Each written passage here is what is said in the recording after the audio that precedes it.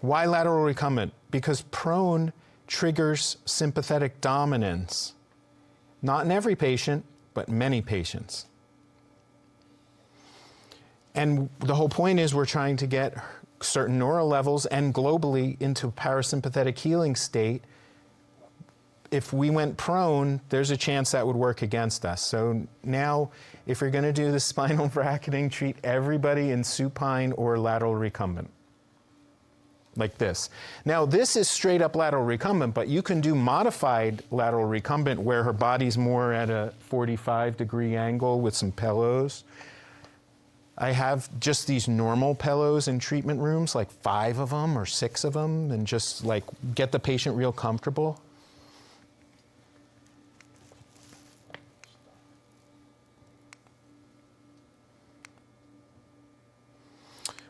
Bracketing blueprints. Here's a 6-needle bracket. The red is the huatos, where you're going to put your needles. The green is the center of your diagnosis. And then you can slide up or down this whole bracket depending upon the diagnosis. Does that make sense? So if you're using lower voltage machines, you can put carrier on the top, carrier on the bottom, and treatment in the center. Or you don't have to. It doesn't have to be strict. Just play around and have fun. But try to keep the carrier and the treatment together. One carrier needle and one treatment together. Let me show you. This is a 10-needle bracket, still lower voltage device, carrier on the top, carrier on the bottom, and treatment in the center. So this is just a schematic. So if a patient has C5, this whole bracket slides up to C5 on the neck. And then here's another option. And then this is the higher voltage device. You get away with 1 or 2 needles for a bracket. We leverage the fact that the dew channel flows upward, which means when you're diagnosing and planning to treat with a higher voltage device, get your diagnosis, L2. That's where the pain is. Fix it. And go 1 or 2 vertebrae lower than that. Because maybe you're bad at counting vertebrae. Or maybe your diagnosis is a little bit off by 1 neural level or so. But if you go 2 vertebrae levels below, now the electricity is going to flow up on the dew channel and exit on the deficient spinal nerves. Yes, sir, he needs a microphone.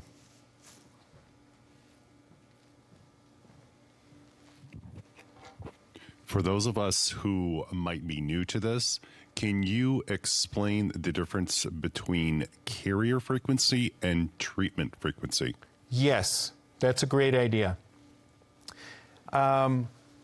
Carrier frequency, which I said is the fastest frequency that your machine goes, is intended to reduce the electrical resistance of where, the surrounding needle, the surrounding tissue of that needle. So it reduces the resistance. Then the slowest frequency is in that 1 to 5 hertz range. Pain is the #1 thing that patients come to us for. And so that slow frequency will get beta endorphins and ACTH, which we're kind of hoping that that's what's deficient. And it is deficient in a lot of patients. So that carrier frequency can carry the treatment frequency deeper into the nervous system and get that gland effect. There's more questions, or it was okay? No, I understood, but okay. I know that there are new people who might. Yes. Microphone in the back. And then you said you set at 4.6 hertz? 4.6? So between 1 to 5, you get beta endorphins and ACTH. Right. My machine, you haven't seen it yet because I use those other higher voltage machines, but you'll see it more this weekend. One of my machines is set to 4.6 hertz because my machines, they cycle through 7 Noget frequencies. But 4.6 is 1 to 5, so I get beta endorphin ACTH. Bob Beck wanted 4 hertz for the blood electric, and I'm doing blood electric on a lot of patients. So, and then I still overthink it because I'm telling you, if you have a higher voltage device, use any 2 frequencies you want, and you'll get that blanketing resonance harmonic effect. 1,000 frequencies, no longer enforcing what I think the right frequency is on the body. The body selects it. The body's a high Q circuit. This is like you wake up in the morning, you're peaceful, and then 30 seconds after being awake, you start hearing the construction noises that were there all along. But they didn't bug you because your body was blocking out those frequencies while you were sleeping. Kind of a similar sort of principle. What about people who have a infusion and hardware on their Yes, spine? that's also a great question. Treat. Same thing. Same thing. Now, if there is hardware, pain stimulators, which get failed back surgeries or failed pain stimulators are stuck in the body, and the wires have now grown with the nervous system, and you can never really remove it. So it'll just be stuck there, which is fine. But you may have to go, if it's low back, you may have to go more laterally, or you may have to use the oblique needling style because there's junk there. There's metal and wires preventing your needle from going in, and you just want to bypass the electrical resistance of the skin. So if I do have hardware, I'd probably use a 60 millimeter needle and go oblique under the skin. We still call it huatos if you're going to be in the huato area, even though it's oblique. Did I answer? Yes, thank you. And then question in the back. Hello. Does it matter if the patient can feel the electric stim if you turn up the machine to that level versus keeping it? So the answer is different for lower voltage device versus high voltage device. For lower voltage device, it's important that the patient's feeling something because that ensures that the electricity is getting into the body.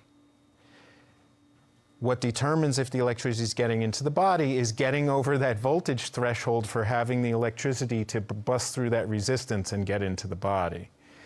So when you're in higher voltage land, they don't need to feel it and it'll still work because we're confident that at 2 volts, that's enough voltage to get into the body. They don't really need to feel it. So did that answer? It's like, no, for everybody, they don't really need to feel it, but practically, when you're in practice and you have a lower voltage device, you want to ensure that the electricity is getting in there. Thanks. My pleasure.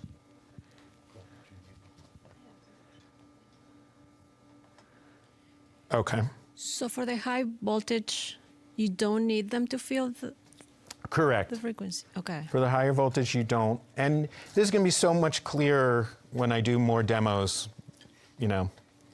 And another question about due to, is that the one that you choose for S1? Or do you ever do like UV 31, 32? You can totally, like what's the difference? Where's bladder 32? The hole? Mm-hmm, mm-hmm. So what's the difference between bladder 32 and S1 nerve? Like you can think about it as it's S1 neural level. And those bone holes I think of as swatos, basically. So it's just different names for the same thing, right? Would you ever choose one versus another? You mean bladder 32 versus S1 bone hole? Versus due to? So due to is a great point. I love it. And it's it comes into play for our Rendu organ charge. It's awesome because the due channel flows upwards. So electricity is going to go from down there upwards and exit. It knows where to exit for the disease. Okay. And it increases parasympathetic very strongly. So I do like due to a lot. And then another question that I had is like, you said for less than 12 minutes for sympathetic response, when would you choose that type of treatment? Let's say it's not often with my student population, but let's say you treat UFC fighters, and right before they get in the ring, you want to increase their sympathetic fight or flight. What's this? It's a cool scalar energy device, which I'll teach you all about, but might as well turn it on and give her some benefit with that. I'll teach you later about it. Scalar energy device, I love it. It's electrons and photons piggybacked on a magnetic field sent through a tuning crystal. Earlier, you had mentioned briefly pads and having a patient use them throughout the evening. So are you going to go over that Yes. information later on? Yes, I am. Okay, great. And Steve brought some TENS pads so I can demo some of that also. And you know, so if you have the higher voltage device like the Point of Select, I recommend you use 2 electrical resistors, which it ships with. In line, I'll show you, well, on my machines, you can see the resistors in line. But if you're going to use TENS pads, remove the resistors and then plug in the TENS pads. And if you have a lower voltage device, unfortunately, you're not going to get good results with TENS pads because the voltage isn't there to carry it even into the fascia, which is under the skin. And you know what I hate is actual TENS machines, because they're too high current and too low voltage, and the electricity stays on the surface and damages tissues. And patients who have diabetic neuropathy, for example, keep cranking it up. They think stronger is better, and they're damaging nerves so they don't feel it anymore. That's one reason why I hate it. The other reason why I hate it is because they now believe that all electric medicine is a TENS machine. All right, thanks for watching and hanging out with me on this one. I know we covered a lot here, but positioning really does make all the difference when it comes to getting patients into that parasympathetic neuro-healing state. To make it easier for you to start using this in your clinic, I put together a free resource. It's called the Astronaut and Lateral Recumbent Position Guide. Inside, I walk you through the exact setups, angles, and voltage recommendations I use every day. You can grab it free right now. Go download it, review it, and start experimenting with it in your treatments. You'll see the results right away. I'm Dr. Jeremy Steiner with the Electro Acupuncture Institute, and I'll see you in the next one.